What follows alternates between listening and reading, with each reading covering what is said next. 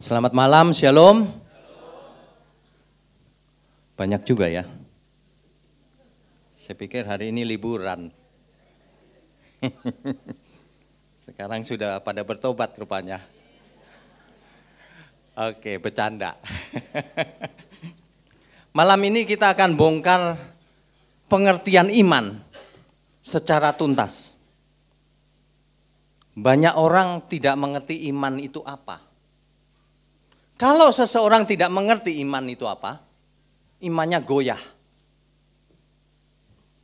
Dia gampang dipengaruhi. Bapak Ibu tentu tahu ada seorang pembicara dari India diundang ke Indonesia. Dia berkata, Yesus bukan Tuhan. Kalau orang mendengar itu, imannya salah atau tidak kuat, dia pindah loh. Nggak tahu itu yang pindah itu bayaran atau bukan. Tapi intinya berbahaya. Dengan bebasnya mereka masuk ke kampus-kampus dan seterusnya. Bagaimana kita memproteksi diri anak-anak kita tentunya yang imannya belum matang. Makanya ini perlu belajar, terutama kita sendiri harus matang.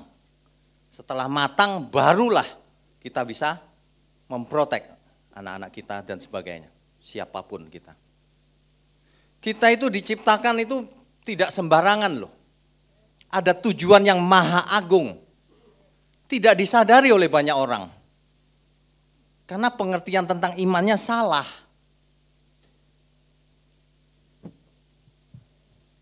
Saya kalau dengar orang yang ngomong Yesus bukan Tuhan, panas. Sebab dia curang. Kalau dia nggak curang, kita undang. Kita undang debat. Tapi dia curang, jadi percuma. Kalau diundang debat paling dia bawa batu. Jadi oke, malam ini kita akan bicara soal iman. Kalau kita perhatikan ada dua kutub pengertian. Yang pertama, iman itu selamat itu karena perbuatan. Cuma perbuatan tok. Kutub yang ekstrem pertama. Inilah yang dilakukan oleh agama-agama. Perhatikan agama-agama. Agama membuat orang melakukan perbuatan baik supaya dapat poin. Supaya seakan-akan dapat poin reward. Bapak Ibu tahu ya kalau belanja sesuatu ada poin rewardnya.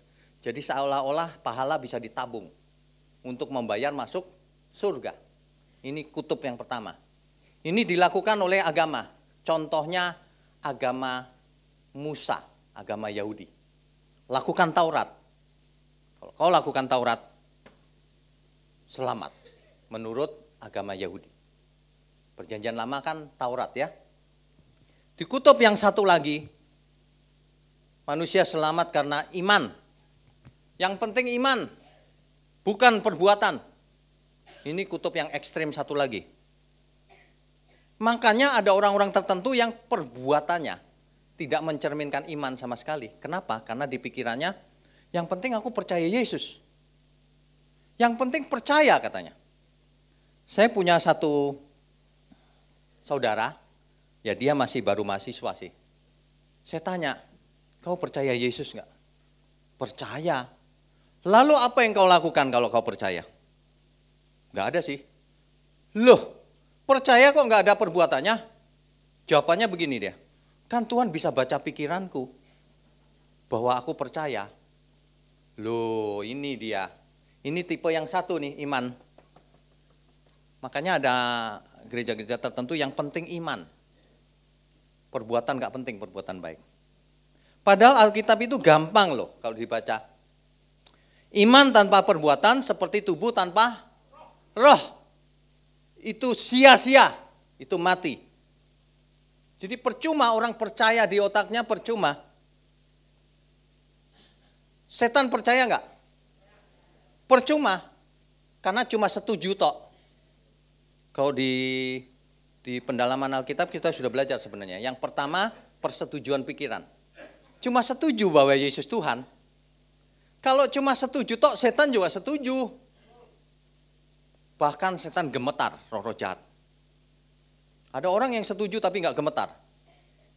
Waduh, itu yang di sini nih, iman. Yang penting percaya saja.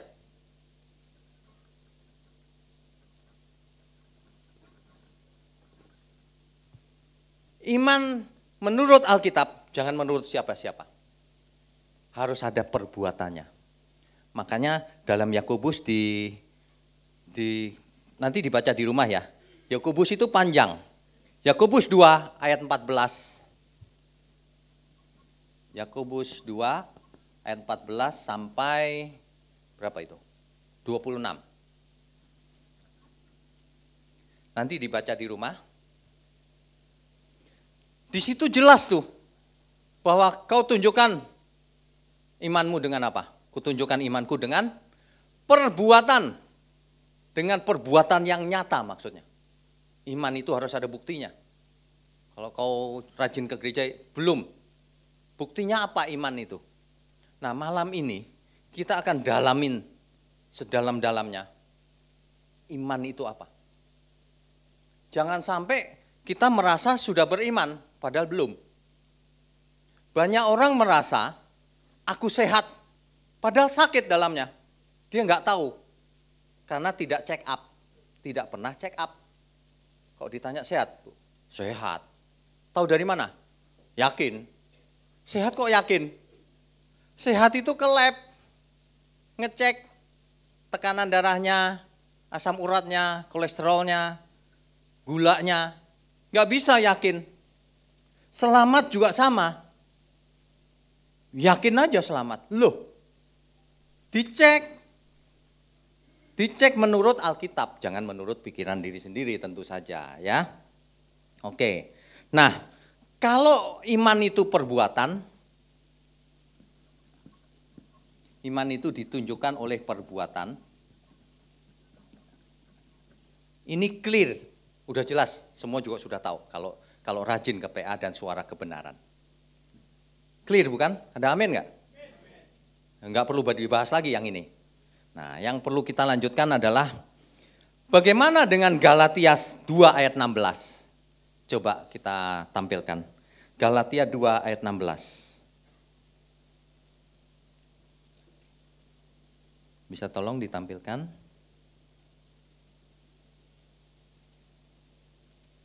Sudah ya? Kamu tahu bahwa tidak seorang pun yang dibenarkan oleh karena melakukan hukum Taurat. Tetapi hanya oleh karena iman dalam Kristus Yesus. Sebab itu kami pun telah percaya kepada Kristus Yesus supaya kami dibenarkan oleh karena iman dalam Kristus dan bukan oleh karena melakukan hukum Taurat. Ini bagaimana ini penjelasannya?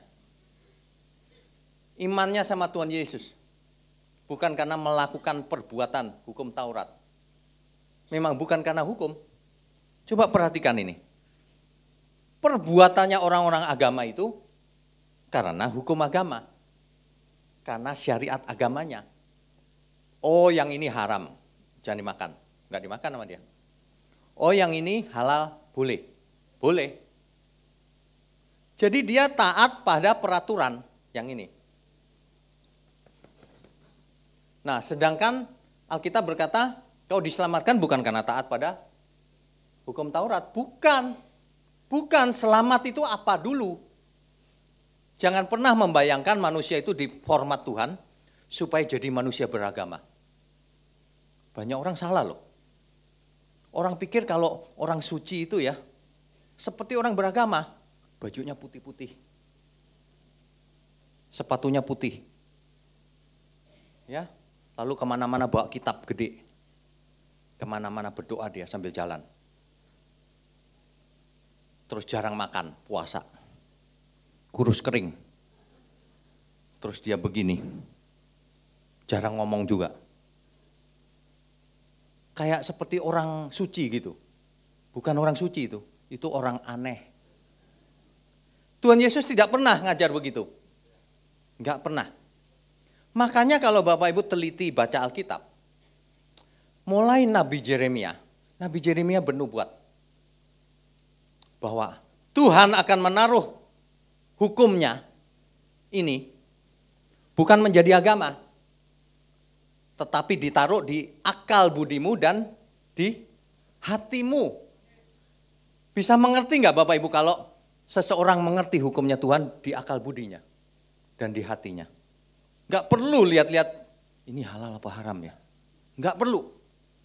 Kalau aku berdoa, bait Allah Yerusalem di mana ya? Ngadep ke sana. Nggak perlu. Karena orang kalau hukumnya ada di akal budi dan di perasaan, di hati, maka manusianya jadi manusia yang cerdas. Amin.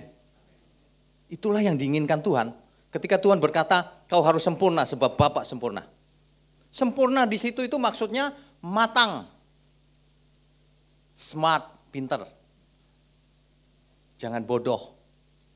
Kau lakukan hukum-hukum agama, tapi kau bodoh. Hatimu begitu jahat sama orang, nggak berasa lagi. Ngatain orang lain kafir, tapi rajin. Apa maksudnya? Itu orang bodoh namanya. Memangnya Tuhan suka gitu sama orang begituan? Itu nggak perlu sekolah teologi, Bu, Pak, untuk tahu itu salah. Nggak perlu. Gunakan saja nuranimu. Waduh, dunia ini rusak loh. Makanya sebagai orang Kristen kita mesti tahu persis apa itu iman. Nanti pulang dari sini pasti sudah bisa melakukan check up diri sendiri. Check up pribadi. Apakah imanku sudah benar atau belum? Apakah imanku sudah benar atau belum? Itu. Jadi kalau yang kita sudah pelajari di pendalaman Alkitab, iman itu yang pertama jenisnya adalah persetujuan pikiran. Setuju bahwa Yesus itu Tuhan. Itu tidak membawa kepada keselamatan. Karena cuma setuju tok. Apa yang kau lakukan kalau kau setuju? Enggak ada, Pak. Berarti penonton. Cuma nonton berarti. Bukan pelaku firman. Kan begitu kan? Yang pertama kan itu yang sudah kita pelajari. 1. Persetujuan pikiran. Itu yang percaya bahwa Yesus Tuhan, itu cuma di pikirannya tok setuju. Kalau ini sudah dipelajari juga. Ini sebelum masuk ke yang lanjutan, saya review dulu, saya ulangi dulu ya. Yang kedua apa? Iman pengharapan.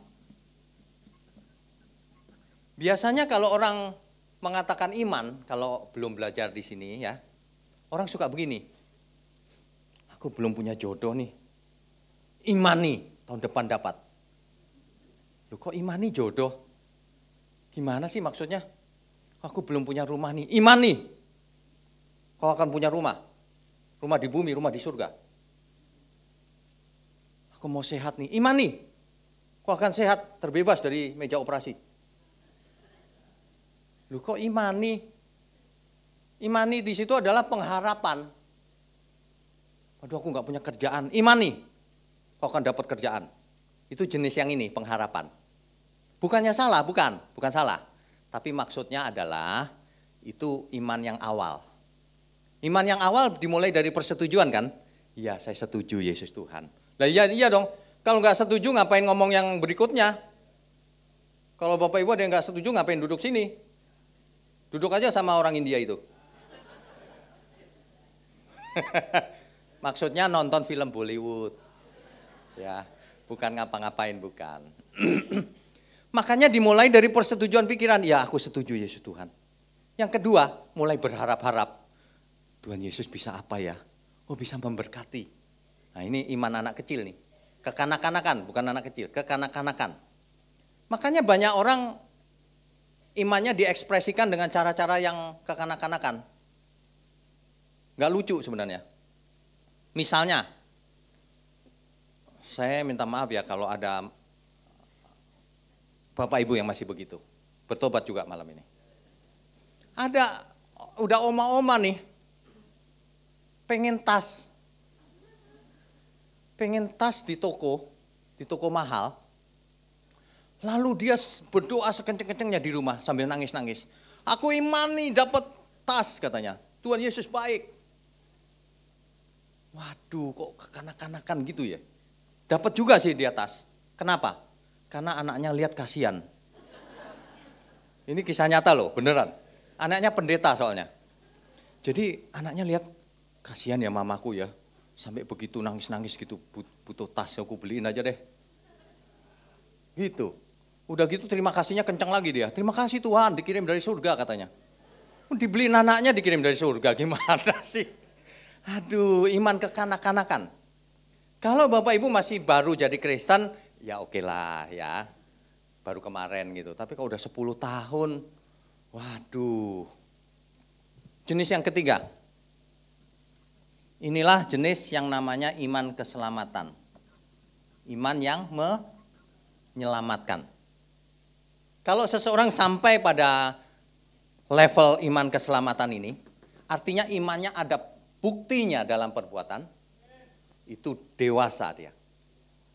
Ya, sampai di sini sebenarnya sudah sering ini. Sampai di sini. Ini kan ulangan untuk yang belum pernah dengar. Kalau yang jemaat Rehoboth sudah biasa. Ya. Sampai di sini sudah biasa. Jadi kalau kita hidup oleh iman, maka kita sudah tahu jenisnya yang mana nih. Kalau orang masih suka gini, aku klaim janjinya. Kita tahu tuh yang mana. Pengharapan ya, masih berharap-harap gitu. Masih berani ngeklaim Tuhan. Gitu, masih begitu. Ya. Kita harus sudah sampai di sini keselamatan, sudah nggak ada waktu lagi, dunia sudah makin jahat. Waduh, semangat sekali. Jadi iman itu bukan melakukan hukum agama. Ingat itu. Karena hukumnya adalah Tuhan sendiri.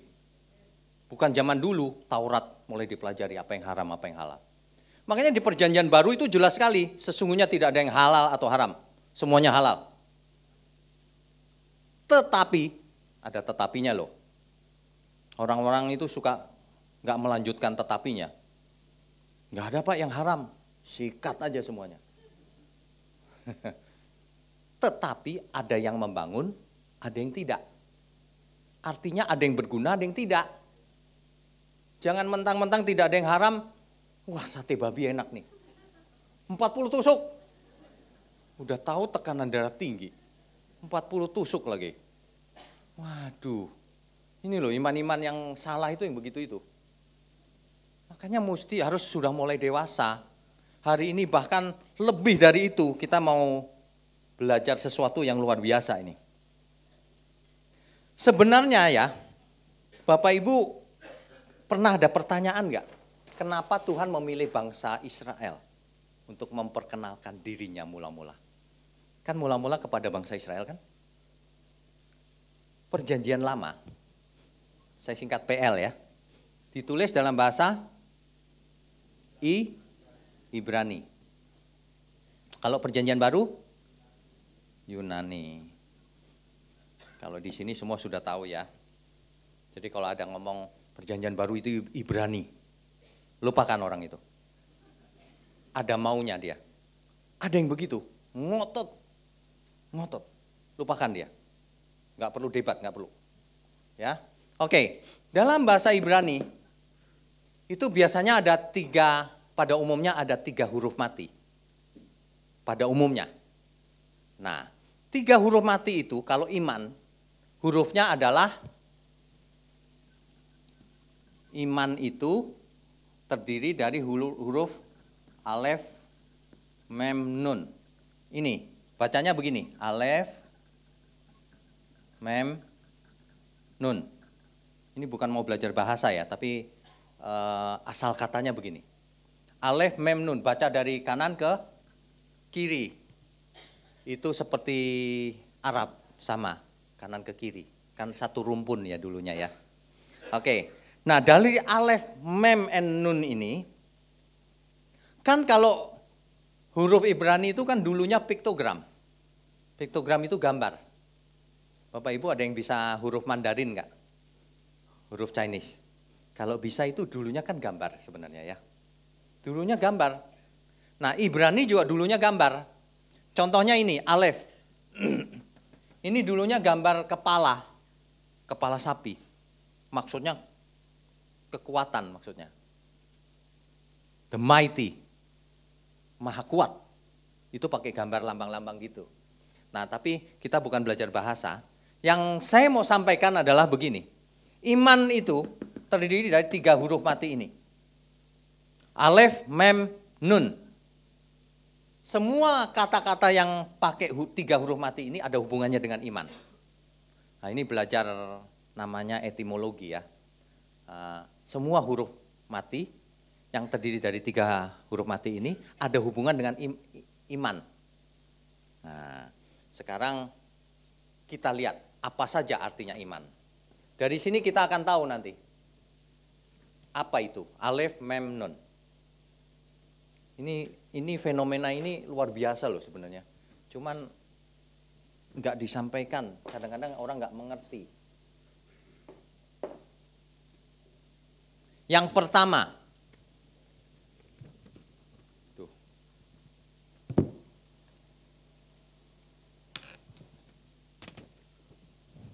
jadi Alef, Mem, Nun. Yang pertama itu bisa jadi kata yang namanya emunah. Emunah, ada jadi kata emunah. Emunah itu artinya 1, kejujuran. Jujur. Artinya jujur. Bapak Ibu mesti konsentrasi sebentar ya, sabar ya. Nanti implikasinya luar biasa. Yang 1 jujur, yang kedua setia. Artinya itu setia. Jadi kalau orang sudah nggak jujur dalam hal kecil, apalagi dalam hal besar. Kalau orang sudah nggak jujur, lupakan ngomong iman. Nggak ada iman. Biar kau melakukan apa itu? Hukum-hukum agama. Tapi kalau kau tidak jujur, udah lupakan, itu bukan iman. Oke. Jujur, setia. Kalau orang tidak setia, itu bukan iman. Hari ini di cross check diri sendiri, apakah aku setia apa enggak dengan Tuhan? Setia itu artinya ikutan pekerjaan Tuhan. Ikut menanggung pekerjaan Tuhan. Bukan jadi pendeta, bukan. Jadi pedagang pun ikut nanggung pekerjaan Tuhan. Jadi guru yang benar, ikut misinya Tuhan. Disuruh apa sama Tuhan? Harus setia. Makanya banyak yang dipanggil, sedikit yang dipilih. Lebih sedikit lagi yang setia sampai akhir. Ada amin nggak nih? Jadi Bapak Ibu, kalau asalnya dari gereja apapun, nggak penting. Ada orang yang alirannya Calvinis. Ada orang yang alirannya Arminian. Kalau Calvinis itu segala sesuatu sudah ditentukan Tuhan katanya. Bahkan kita bergerak pun digerakkan Tuhan. Ditakdirkan oleh Tuhan. Kalau yang Arminian tidak. Bahwa segala sesuatu dia harus bertanggung jawab sendiri atas perbuatannya. Nah, kita nggak ngomong soal itu.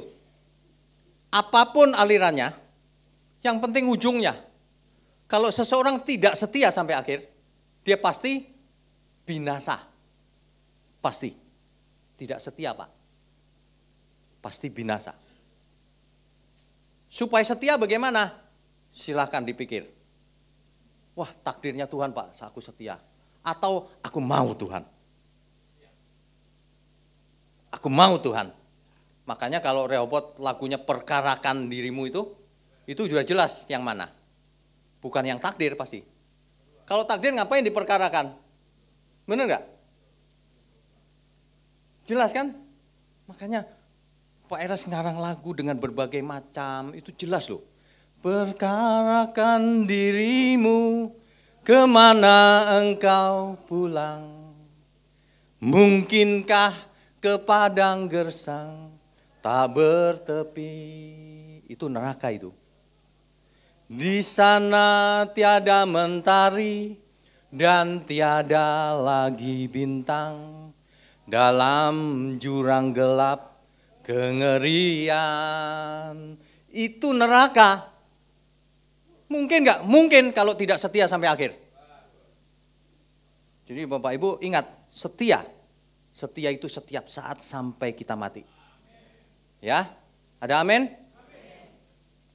Oke, beri kemuliaan untuk Tuhan.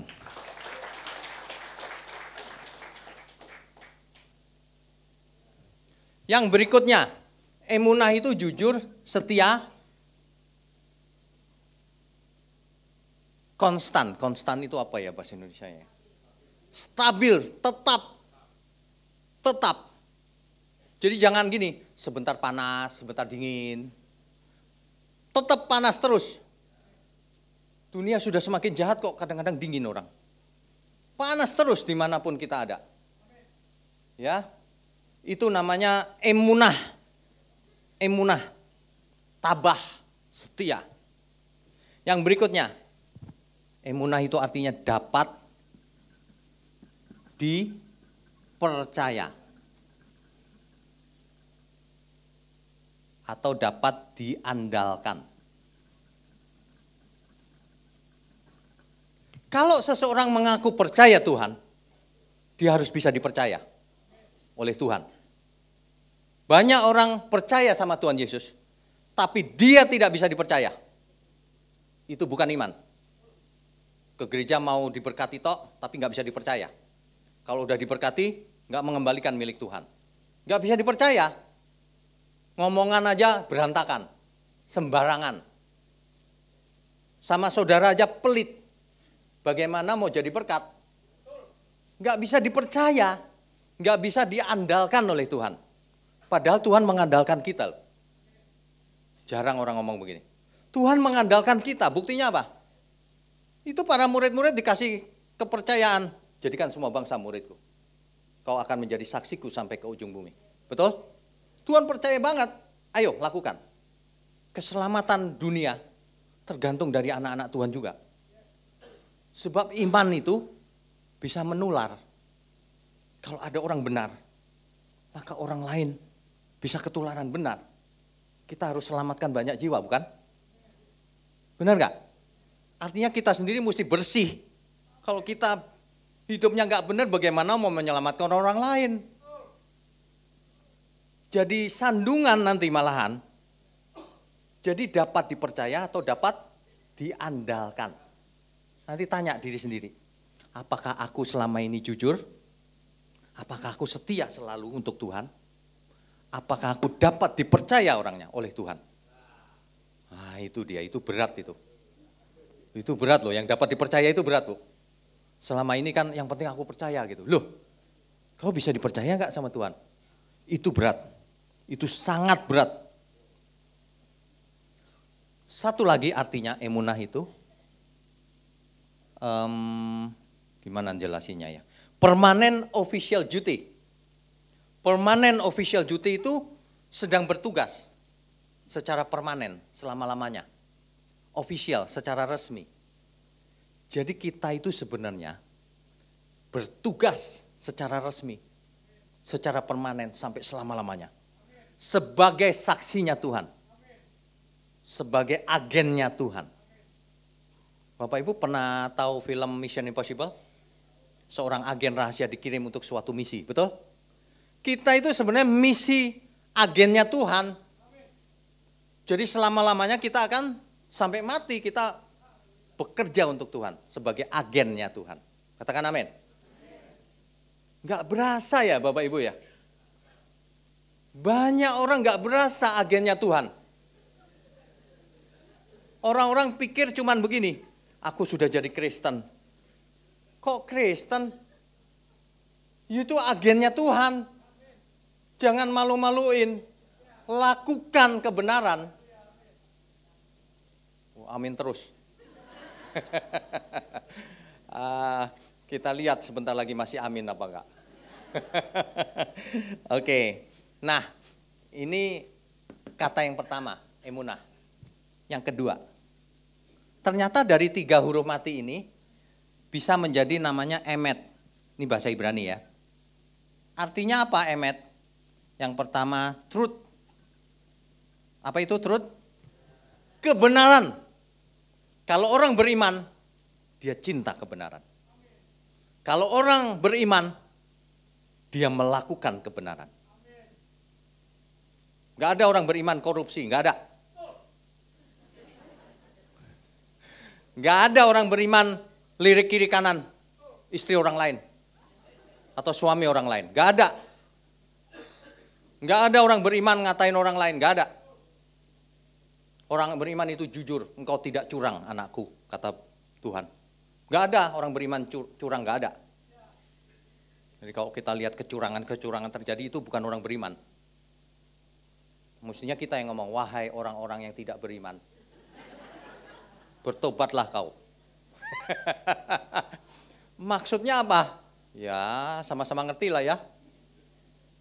Yang beriman tuh siapa, yang tidak beriman tuh siapa? Dibulak-balik.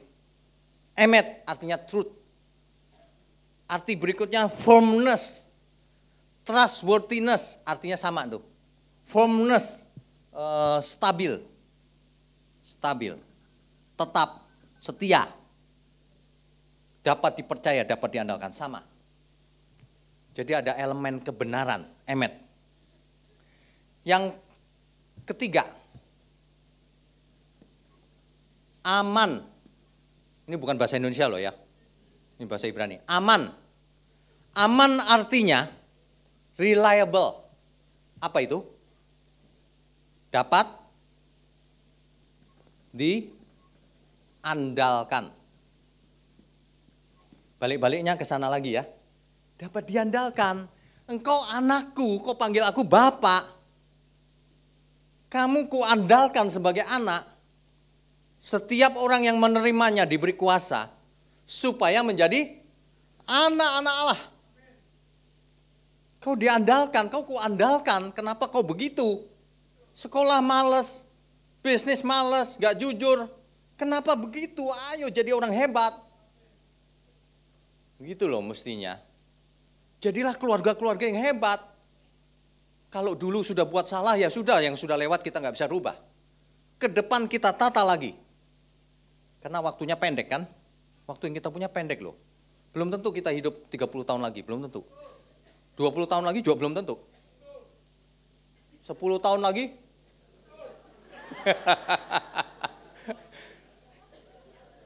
Sebenarnya 1 hari lagi juga kita nggak tahu loh. Ya. Makanya kita mesti bertobat buru-buru. Dapat dipercaya Tuhan, dapat diandalkan sebagai sekutunya Tuhan. Kan begitu mestinya, itu iman.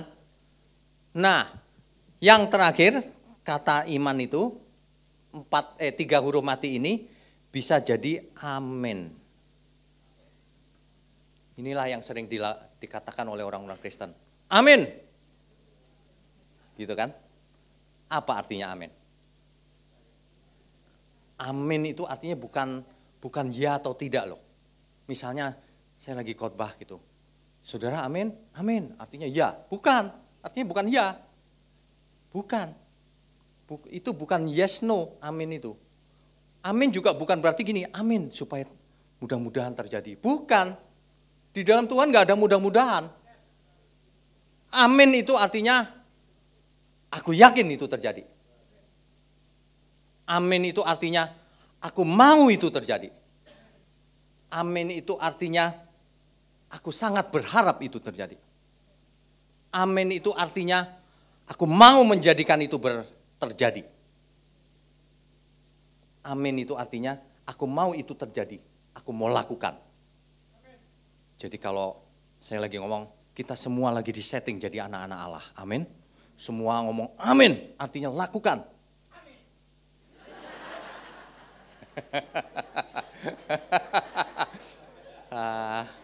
Wah, jadi nggak ngantuk ya.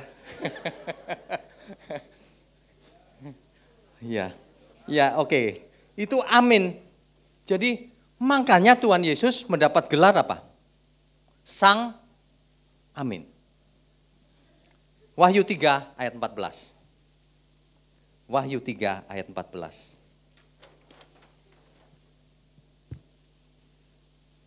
Wahyu 3 ayat 14. Coba ditampilkan. Wahyu 3 ayat 14. Di kitab Wahyu ini, Tuhan Yesus mendapat gelar Sang Amin. Amin Tuhan Yesus itu. Kalau Tuhan amin, kita harus jadi amin juga. Jangan asal amin. Saya pernah lihat ya, di mana ya, saya sudah lupa tuh. Ada pendeta lagi khotbah nih, yang di belakang begini, lihat-lihat jam terus. Amin, amin, amin gitu. Kurang ajar dia. Kurang ajar dia, maksudnya apa? Ngusir. Cepetan selesai, maksudnya gitu. Beda sama Pak Lopeng An, ini amin beneran. Oh. Yang tadi itu amin, amin, amin gitu. Kurang ajar. Kata amin jangan sembarangan ngomong amin loh. Kalau kita ngomong amin itu, amin. Itu pakai tenaga dalam seolah-olah. Aku mau lakukan Tuhan. Kalau itu bagianku, aku ngomong amin, artinya aku lakukan. Kalau itu bukan bagianku, aku ngomong amin, artinya kiranya itu terjadi Tuhan. Kan gitu. Kita disediakan langit baru, bumi baru. Amin. Nah, artinya aku mau ke sana Tuhan. Gitu. Ya. Kalau kita tahu iman itu semua ini, maka kita bisa buat ringkasannya dari tadi itu. Minimal ada 5. Minimal ada 5. Iman itu pengertiannya. Yang pertama,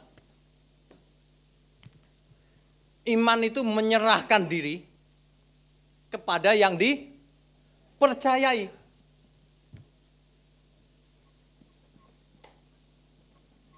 Menyerahkan diri kepada yang dipercaya. Serahkan dirimu. Banyak orang nggak mau menyerahkan diri. Makanya Tuhan berkata begini, barang siapa tidak melepaskan dirinya dari segala miliknya, tak bisa jadi, nggak bisa, belajar aja nggak bisa. Belajar aja nggak diterima. Harus lepas. Artinya menyerahkan diri secara total kepada Tuhan. Dan itu masuk akal. Kenapa? Kan sudah ditebus dengan darahnya. Kau bukan milikmu sendiri, kau milik Tuhan. Jadi jangan merasa aku punya. Enggak, kau enggak punya. Makanya kalau di sini lagi-lagi bukan perpuluhan. Seluruhnya itu milik Tuhan. Semuanya milik Tuhan. Tapi di kita ini agak aneh loh. Udah diajarin seluruhnya ya. Perpuluhan malah enggak bayar. Aneh loh itu. Padahal Pak Eras bukan anti perpuluhan, bukan. Perpuluhan itu hanya latihan. Ingat, kalau Bapak Ibu kekurangan, nggak ngasih juga nggak apa-apa. Tuhan nggak butuh duit kok sebenarnya. Tuhan itu butuh, bukan orang beragama, Tuhan itu butuh, kau jadi anakku ya. Kau ngerti pikiranku, ngerti perasaanku. Kau pinter, jangan bodoh. Bukan pinter ilmu dunia, bukan. Pinter mengerti kehendak Tuhan. Itu maksudnya. Jadi kalau nggak ada, nggak ngasih, nggak apa-apa, nggak usah merasa minder atau nanti dikutuk Tuhan. Nanti belalang pelahap datang. Nggak ada itu belalang itu. Kalau ada semprot baygon aja. Nggak ada itu. Di perjanjian baru itu sederhana. Orang yang tidak mengasihi Tuhan, dia terkutuk. Kalau nggak bayar perpuluhan, nggak terkutuk. Nggak ada. Kecuali you punya lebih banyak. Tetap nggak ngasih. Berarti nggak ngasih, nggak mengasihi Tuhan. Bukan soal duitnya loh. Bukan. Sama sekali bukan. Berarti nggak mengasihi Tuhan. Oh saya mau kasih orang itu, ya boleh aja nggak apa-apa juga. Yang penting hatimu jangan terikat pada uang itu. Itu menghina Tuhan namanya. Yang serius gitu loh. Jangan begini juga, udah kasih 1/10 nih. Nanti saudaranya lagi sakit, butuh bantuan, sorry ya, udah ku bayar. Pajaknya udah ku bayar. Loh kok jadi pajak? Hitung-hitungan lagi. Enggak boleh hitung-hitungan, seluruhnya milik Tuhan. Itu yang pertama. Serahkan dirimu kepada yang kau percayai. Itu arti daripada emunah. Dalam bahasa Yunaninya pistis atau pisteo. Kata kerjanya pisteo. Menyerahkan diri. Kalau kau nggak mau menyerahkan malah klaim-klaim janji Tuhan, mau berkat, mau ini. Waduh, lu ngasih 1/10 aja minta dibalas 30 kali lagi. 60 kali bahkan 100 kali lipat. Kebangetan deh lo. Ada nggak anak yang ngasih orang tuanya minta balasan 100 kali? Digampar sama orang tuanya. Nggak ada itu. Alkitab juga nggak ada ayatnya. Nggak ada. Itu mancing-mancing itu, perpuluhan itu. Nggak usah pakai itu. Yang kedua artinya dapat dipercaya atau diandalkan. Dalam hal ini diandalkan oleh Tuhan. Reliable. Anak Tuhan, orang yang beriman dengan benar, dengan dewasa, dia bisa dipercaya dalam segala hal untuk melakukan misinya Tuhan. Sebab hidup kita ini cuma satu misinya. Misinya harus selaras dengan misinya Tuhan. Kalau enggak itu misi siapa? Kalau enggak Tuhan siapa satunya?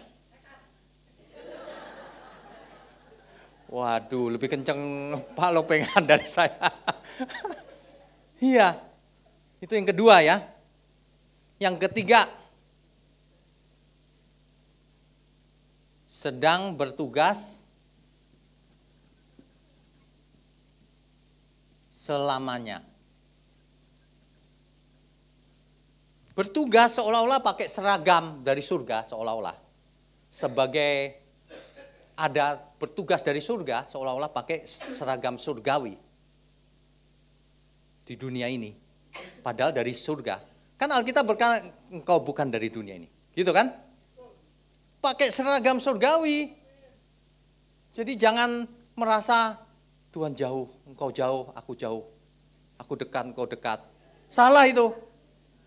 Biar engkau enggak setia, Tuhan tetap dekat. Tapi jangan diterusin ketidaksetiamu. Sebab ada waktunya terus-menerus ditinggalin sama Tuhan.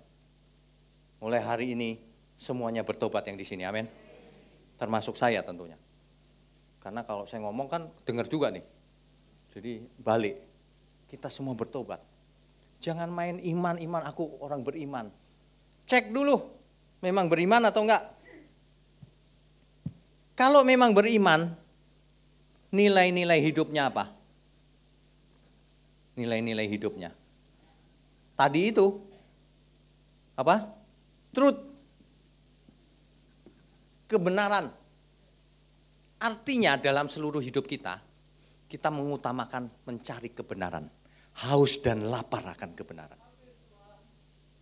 Itu kebenaran.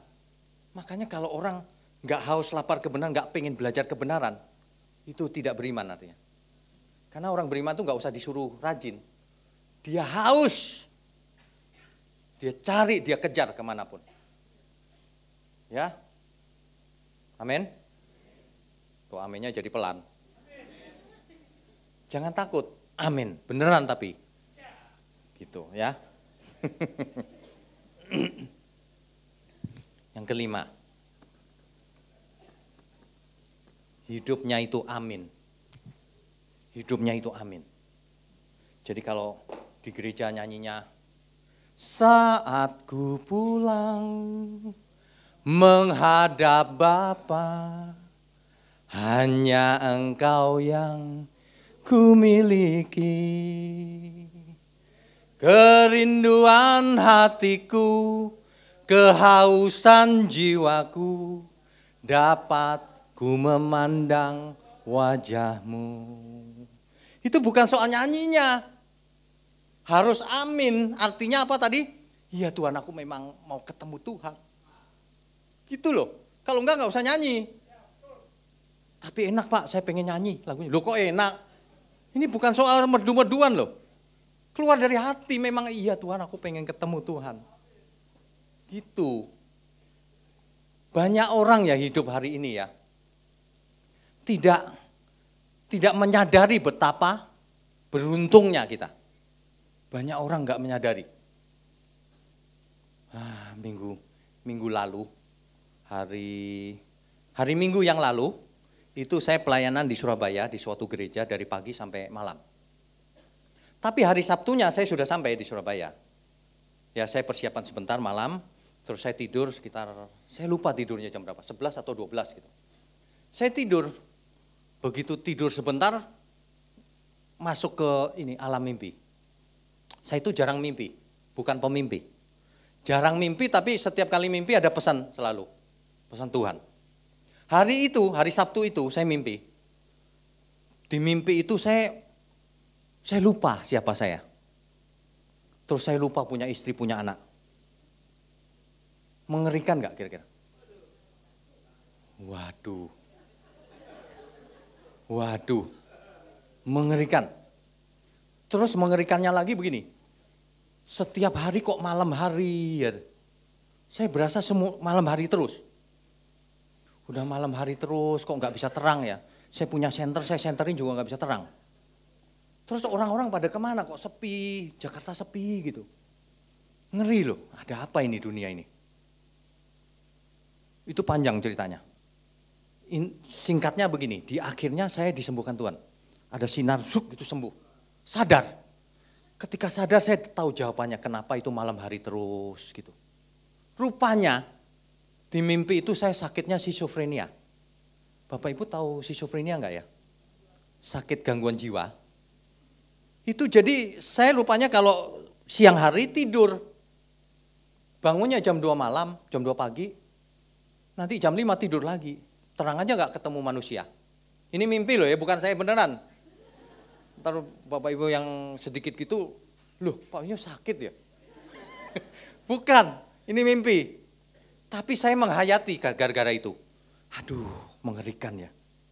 Untung waktu bangun ya, saya bangun jam 2 loh, saking mengerikan saya jam 2 bangun. Begitu bangun, aduh Tuhan terima kasih. Aku ternyata kenal Tuhan.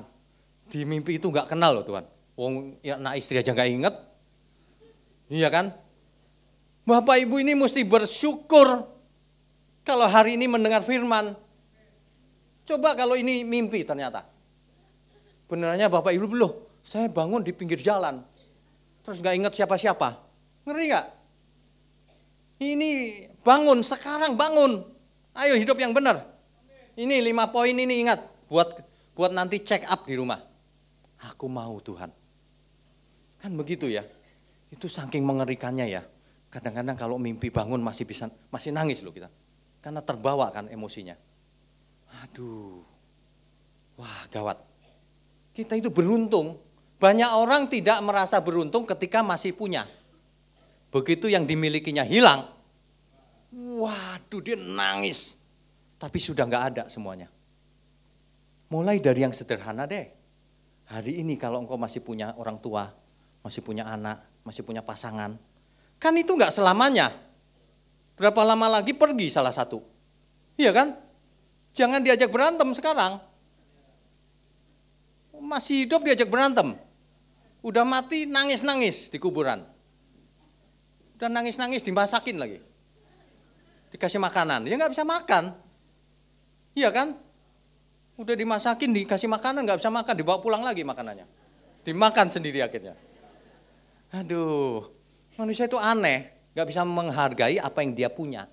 Sampai yang dimilikinya itu hilang, baru dia iya ya aku nyesel.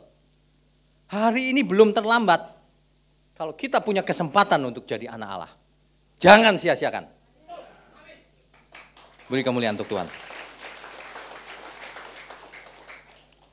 Kita sampai jam 12 ya. Ini udah 8:30 soalnya. Sampai pagi, nantangin. Oke, jadi dengan demikian, pengertian kita tentang iman sudah mulai dalam. Kan ada 3 macam tadi kan, ingat ya? Nah sekarang ditambah ini, cross check ke diri sendiri. Buktikan kita orang beriman, benar di hadapan Tuhan. Orang beriman pasti luar biasa, dia bisa ngusir setan.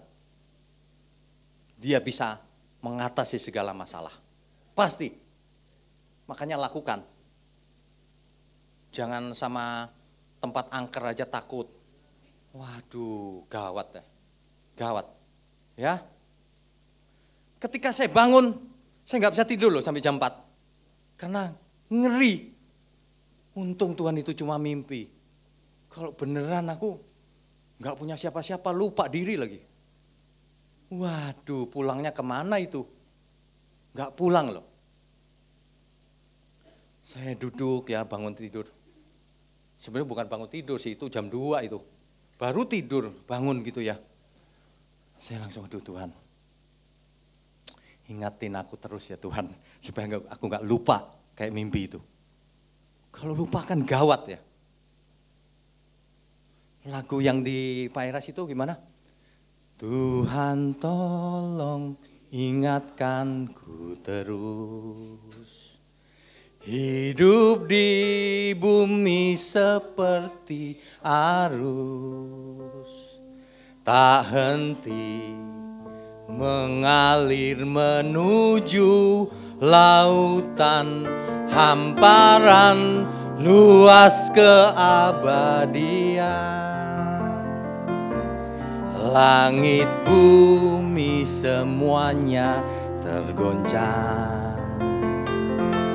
Tiada yang tetap bertahan, nggak bisa bertahan.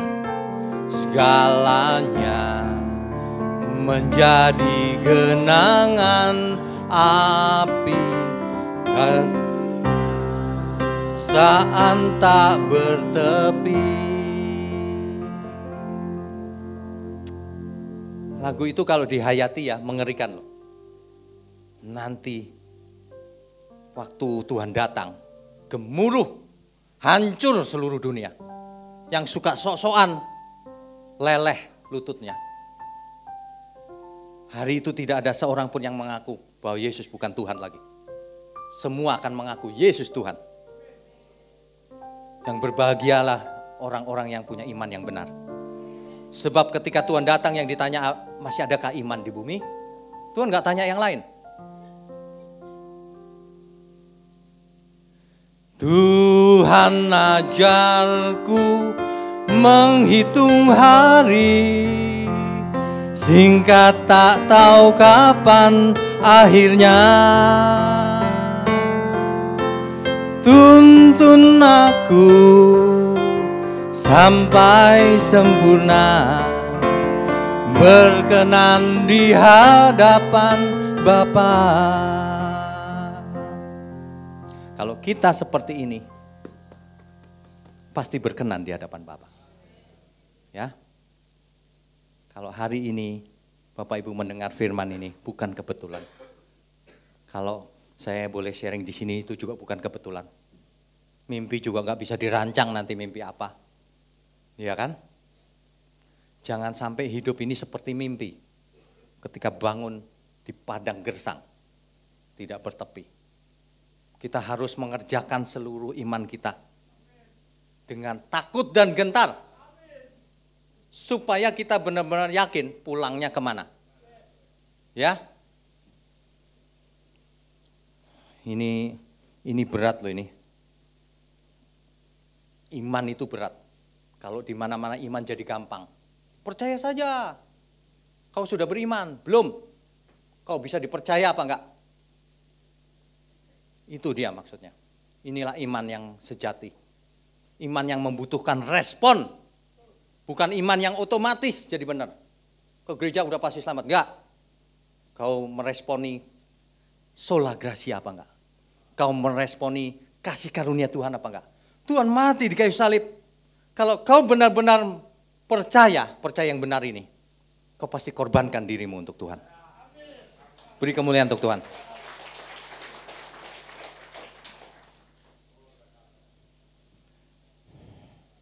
Amin ya. Amin. Beri kemuliaan untuk Tuhan.